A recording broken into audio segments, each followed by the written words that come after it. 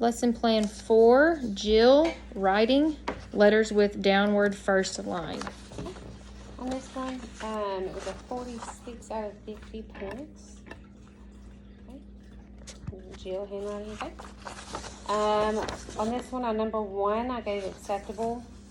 Did not flow as well as the first one, but overall was a great lesson. Timing and transition was off just a bit, but you seemed like you were thinking of other things that you could be doing with her when she didn't seem to grasp it within that moment. So, acceptable. Yeah, that's acceptable. Standard 2, open-ended questions were asked.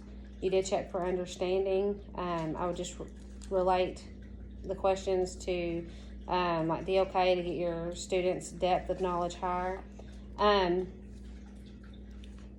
Our standard 3 was acceptable.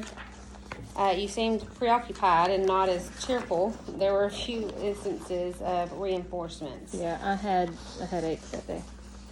So I wasn't feeling good either. So the day before, she was kind of meek, and then that day I was like, no, I'm done. Hey, that's understandable.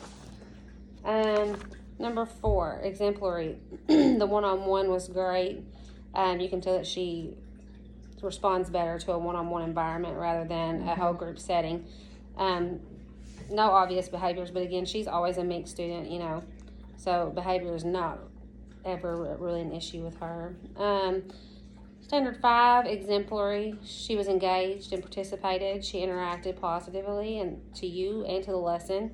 She's very kind, very, she, has very good manners. Yes, she does. Standard 6 was exemplary.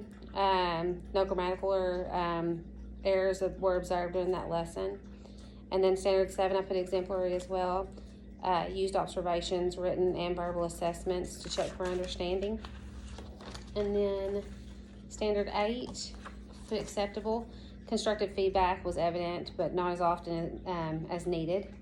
And again, it was just, just the engagement of the lesson at the moment. Yeah, and I wasn't feeling well, so I wasn't on my game. But I appreciate you helping. Hey, anytime. And observing me and giving me feedback. I really appreciate it. Anytime. Thank you, ma'am.